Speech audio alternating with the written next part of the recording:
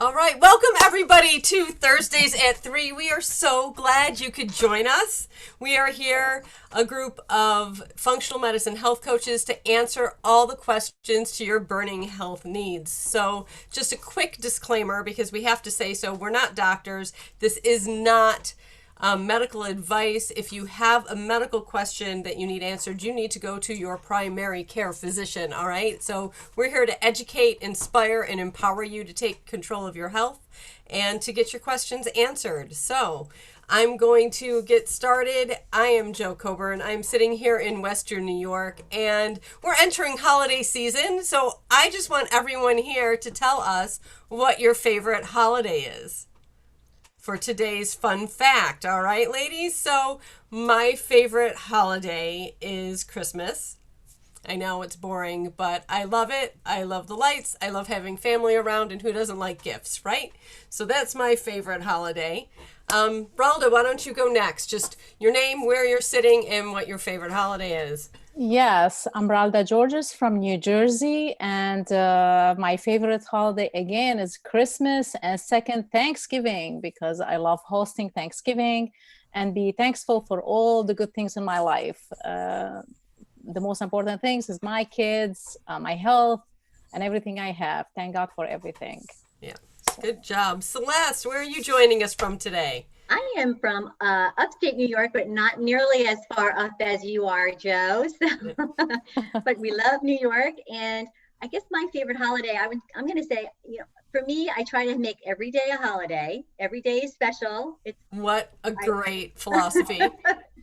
So I have to say, I really try to do that whole gratitude thing on every day, being blessed. But if I had to choose one particular day that's like on the national calendar, I would go with Easter, because I feel like it is more about rebirth. And it's the cutest thing, seeing little girls in bonnets and little boys in suits and chasing after little eggs. So yes, so much fun. Filling up their baskets with fun. So yeah. So much fun. Love it too. I don't know if Holly just had to turn off her camera or if she's here to share. Nope. All right. So I know some ladies are here in listen only mode. So we've got the three of us today. And if they jump back in, we can go ahead and have them answer a question. So I have 7 questions today. I don't know if we're going to get to all of them. So who wants, Celeste? Would you like to go first? Sure. All right. Pick a number 1 to 7. 6. 6. All right. This is from Donna. She's 47 in Colorado. I have to look down and read this. So sorry about the top of my head here. Donna says, I've heard magnesium is really important, but every time I take it, I have really loose poop. Almost like diarrhea. What's up with that? Well, thanks for sharing all of that information. What a great one to start with, right? Hey, as health coaches, right, we talk, and moms, we talk poop all the time. So nothing to be embarrassed about, right? We certainly do. So I would say a couple of things. For one, why are you taking magnesium? And for 2, where did you learn about this particular form of magnesium? Because there are several forms, and sometimes we are all different, and everybody is affected differently by magnesium. So magnesium citrate very, very often is if someone is constipated. The other thing I would say is, I'm not sure how much of a dose you're taking, but don't take what's recommended on the bottle right out of the gate. Start small. So I would suggest you try a different form of magnesium. If you're taking it for a headache or for muscle cramps or something like that, then try maybe a magnesium glycinate, and only start with maybe a quarter of the recommended dosage that's on the bottle and titrate up slowly. Give yourself at least a week, or not, if not 2, to get up to that full amount, and really pay attention to see how you're feeling. But good thing that you thought about it and you said, hey, this is not working for me, rather than keep going and poop your brains out. So thanks for your question. Right. Good one. Raul, did you have anything to add to that? Yeah, I mean, I echo again, and also maybe you could look why is like giving you that aspect of loose stool. Is it like any medication interfering with that? Are you taking any diuretic for high blood pressure? Any check into that, and also I will check again with the doctor, see what's exactly your blood test look like. go deeper into that. I guess that's all what I have for now. All right, awesome. All right, Ralda, why don't you take the next question? We have one. Well, we're missing number 6. Okay. Number one. One? Yeah. Start with number 1. This is Kim from New York. Kim from New York says she has a 3-year-old picky eater and he only eats 10 foods or less. What can she do about that? Oh my God, just 10 food or less? Yeah. Okay, so maybe you should try, I think, to do like a shape type of animal shape type food, like get those cutters from any store, like they have those cookie cutters that kids are attracted to animal shapes, flower shapes, stuff like that. When my kids, they were younger, I used to use those tricks with them and they end up eating all their veggies, all their fruit, put them on a stick, like a barbecue stick, and put in between, I guess carrots or something they like. That way you could get more food into their diet. I think that's one of the ways. I don't know if Celeste good. has any ideas. Yeah. 3-year-olds always, using those little tricks. Celeste. Yeah, What would you say? I go to first find out, is this baby pooping? We're going back to the poop. I'm into the poop today. Seems to be the theme of the day. I know that children are very picky eaters very often, and if they are only eating 10 foods or less, most likely they're eating a lot of carbohydrates and no fiber, and so they could be very constipated. And if they have a full belly like that, they're uncomfortable, they're not going to want to eat. That's one of the first things I would really look at. The other thing is, very often children are having a lot of sensitivities to touch, whether it be with their textures in their hand or textures in their mouth. And that could be with their mouth, that could be due to low muscle tone in the mouth. So exercises like blowing bubbles, those happy birthday blow toys, things like that are very stimulating. Humming, you want to stimulate that vagus nerve to really help that oral motor sensitivity in there. And then I would also think of, you got to get your kids involved. If you want your kid to eat, first of all, I'm hoping you're sitting around the dinner table and things are calm. Rather than saying, take a bite and forcing, it really has to be much more natural, no stress involved. Get them to the grocery store, make it fun, colors, shapes, textures, have them wash it, have them try to cut it with a plastic knife, really get them involved. Setting the table, making them feel responsible, I think is some of the really most important things that you can do, is having them understand what food is, where it comes from, and what it's for. Yeah, we used to get those plastic pumpkin carving knives. Those were great for my toddlers to learn how to cut, because they can't cut their skin, but they cut the veggies. Yeah. Perfect. Yeah, getting them involved is fantastic. Great, ladies. Holly, thanks for joining us. Thanks. So, really quick, where are you sitting in the world, and what's your favorite holiday? I live in Needham, Massachusetts, which is right outside of Boston. And my favorite holiday is Thanksgiving, because I was born on Thanksgiving. Oh, wow. I didn't know that. Awesome. Thanksgiving baby. My dad is a Valentine's Day baby. We call him a Cupid.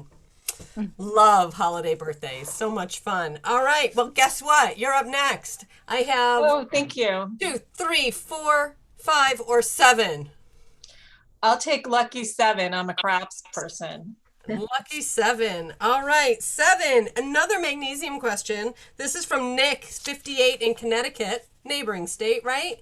His doctor told him he has a magnesium deficiency and he doesn't understand why, because he has a really great diet. Oh, well, that's a good question. I can totally understand why you might ask that. So no matter how much magnesium we intake, no matter how good your diet is, it's possible either that you're not digesting and absorbing the magnesium properly, and it has nothing to do with what you're doing wrong. It could be that you have a low stomach acid, or your body just isn't absorbing it the way it should be, or because there's the nutrients in the ground are lower than they used to be because they're depleted. Isn't that crazy how much people don't realize, right? How depleted our soil is. It's crazy. And there's some statistics we might be able to share after the webinar if you're on our email list about how depleted our soil is, and that's nuts. So, Raul, did you have something to add to that? Yeah, sure. I guess also we have to look at the diet and what type of food the person is eating. And like, is it eating like white sugar? Is it eating just meat and dairy product? Those products, they don't have magnesium in them. So, and also at the caffeine intake, because a lot of caffeine intake deplete the body from magnesium, as well as alcohol intake. So we really get a deep dive into the diet and see what's really missing, and adding extra nutrients that are rich in magnesium, like nuts and seeds, buckwheat, cashew, almond, collard green, shrimp, avocado, beans, parsley, dandelion green. Those vegetables, especially, and nuts and seeds, really will help with the magnesium intake. As well, you could take Epsom salt bath like 2 or 3 times a week. So that will help with the magnesium absorption. If you have any GI issues that you cannot absorb through food intake, that's a great way to absorb magnesium as well. And who doesn't love a good bath, right? Especially Perfect. this time of Especially up year. here in the north when it's getting cold. Love it. Love it. Hey, Barbara, thanks for joining us. I need you to tell us where you're sitting and what your favorite holiday is. Oh, okay. Can you hear me? Yes, we can. Sometimes my mic doesn't work. Barbara Pallone, I live right outside of Philadelphia.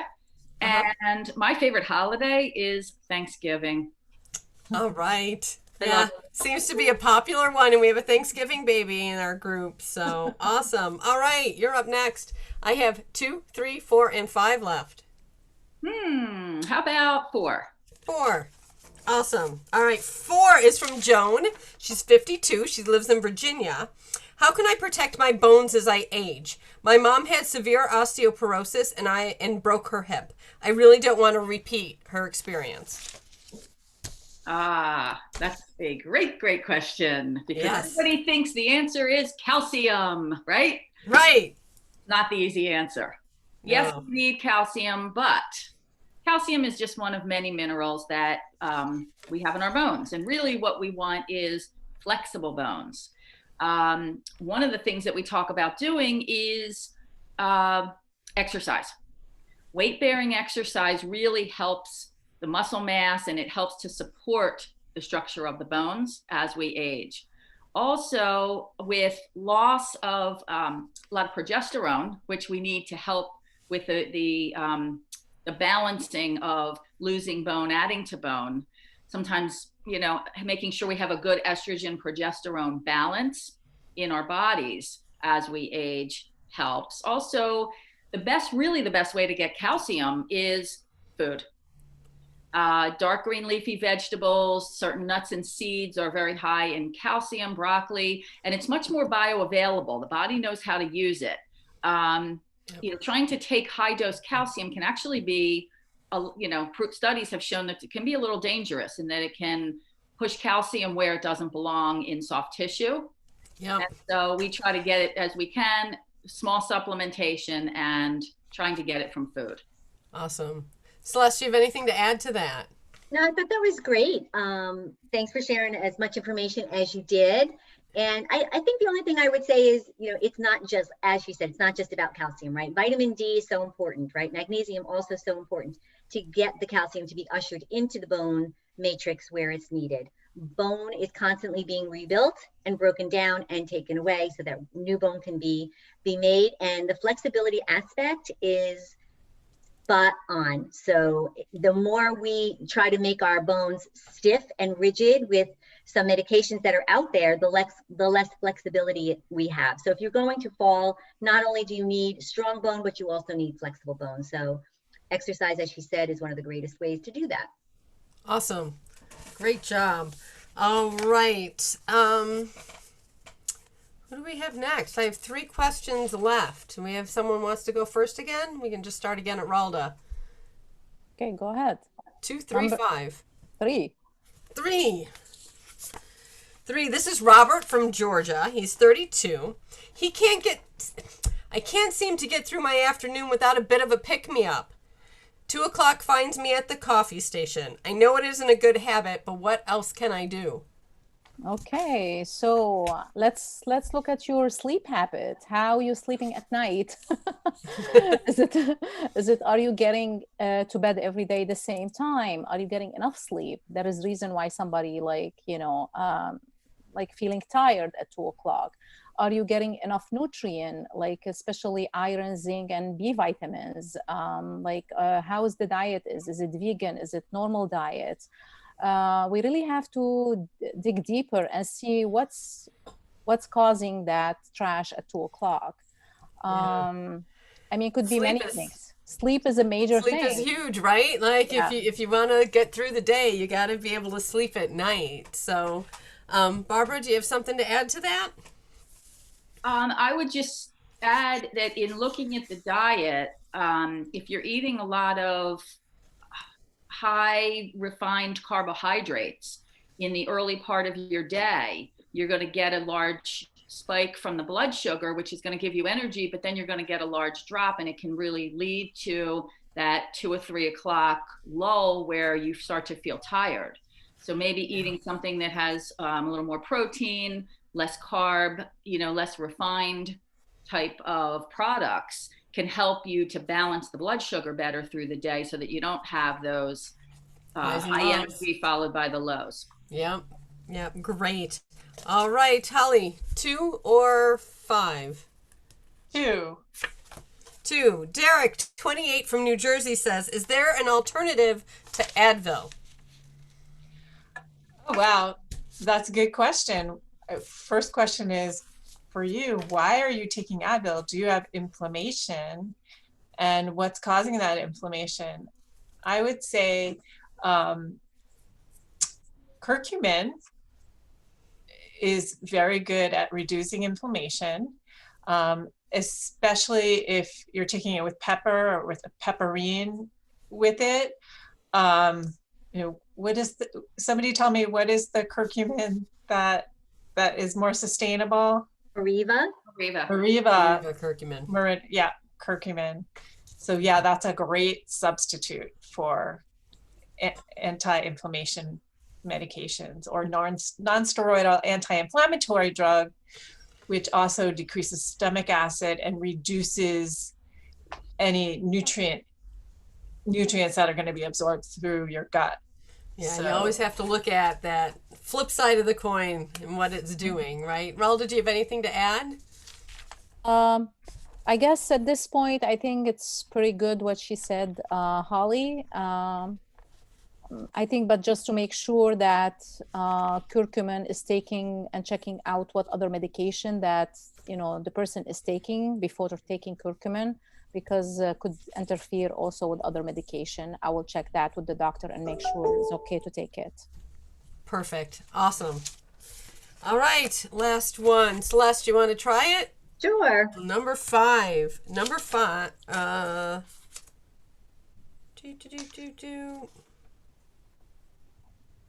Actually, we're good. I don't have a number 5. I went 1, 2, 3, 4, 6, 7. So we're done. That's it. Unless anyone that's on our attendees has a question for us, but I don't see anything on there. So I think we've answered all the questions for today. I want to thank everyone for joining us. This was great. Every Thursday at 3, we're here to answer the questions. Ooh, there's something in the chat. Got a question. Oh, what is best? Perfect. We have a question from Tiffany. Tiffany asks, so Celeste, here you go. What is best to help with societal anxiety? Oh my goodness. So societal anxiety, I'm curious, is it something that is just recent due to this current situation, or is this something that you've always been dealing and struggling with? And so that really would determine an answer as far as what you could really do. So if it's something that's been long standing, I would say you've got to get to the root of what the issue is. Is there something underlying in your childhood? Was there some sort of trauma that took place? If it's something more of because of what's going on in today's situation, I would say it's something that we're all really struggling and trying to deal with. but it's about not allowing yourself to be that hermit, even though we're sometimes being forced to stay in our little homes, right? You still need to find a purpose. You still need to find socialization and community and be part of something. So call a friend, do a Zoom call, do some journaling. Don't allow yourself to stay in solitude. Really get out there. And the anxiety piece, I would say make sure you are sleeping really, really well. Get yourself to bed, which means that's a choice. Turn that social media off, turn the news off, really give yourself that time and space in the evening. Take a nice bath. That came up. The other thing I would say is make sure you're not constipated. I am the poop girl today, so you got to get the crap out. So literally and figuratively. Yeah, support yourself with some nice healthy drinks like L-theanine from green tea, which is very, very calming to the system. So a magnesium bath, another great one. So reducing stress, with those types of activities is great, but really make yourself available to others. Great advice. I love adding some nice calming essential oils to my bath when I'm doing that. Some lavender.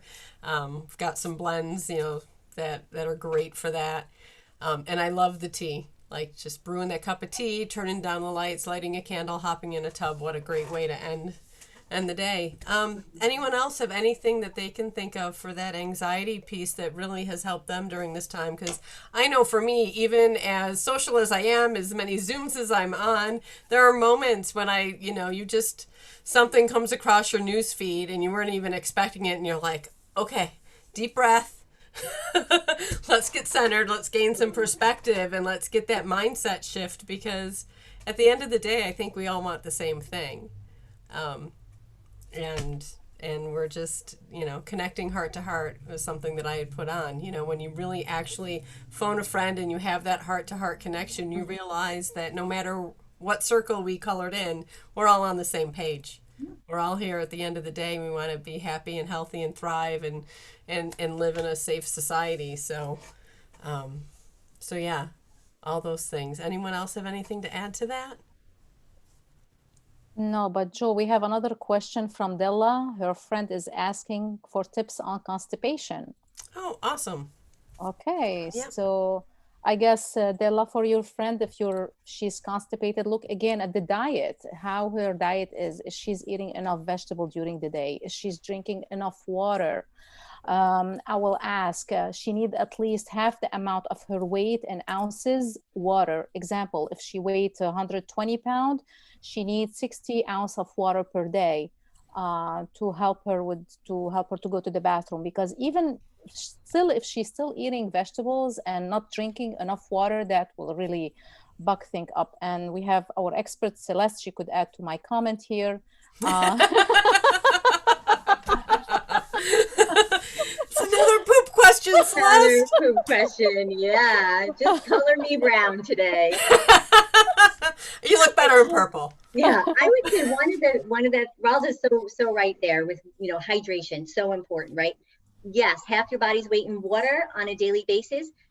However, we may need more sometimes. If you're working out and sweating, you need some more. If you're stressed out, you need some more. If you're sick, you need some more. So you can get it in some teas and things like that. Taking a bath is a great way to hydrate, right? Because it goes transdermally. Beautiful way to get extra hydration in. The other thing I would say is, believe it or not, good old prune juice. It's an old grandma recipe, right? Stew yourself 2 or 3 prunes, just put them in a little pot, boil them up, drink the juice, eat the prunes in the morning. It's going to do its job. Constipation is not healthy for anybody. What happens is all that gunk that's supposed to get out stays inside, and it gets dried up, and all that fluid that's drying up out of there is going right back and circulating into your body. And that's going to cause a lot of pain, a lot of inflammation, and a lot of illness. So you have to go. So get some prune juice. I would also suggest some organic olive oil, extra virgin olive oil, first cold press, tablespoon, first thing in the morning. Another great thing that's going to add nice smoothness to the bowel movement. So please make sure you do go. If not, be back on here next week and we'll give you some other ideas. Yeah. It is so important because you are just retoxifying your body. Yeah. and you should be having a bowel movement every single day, ideally, with every meal. And if that's not happening, you might be constipated. So, all right. Awesome, ladies. I am so grateful that you were here, that you joined us. I am so grateful that all our participants were here to join us and get their questions answered. Next Thursday at 3, we'll be back. Make sure you get your questions to us in advance so we can answer them and be ready for you. And have a fantastic week and a fantastic weekend. Make sure that you are on our email list so you can get the recording. And we'll see you next Thursday at 3. Take care. Bye, everyone. Thank Bye, you. everyone.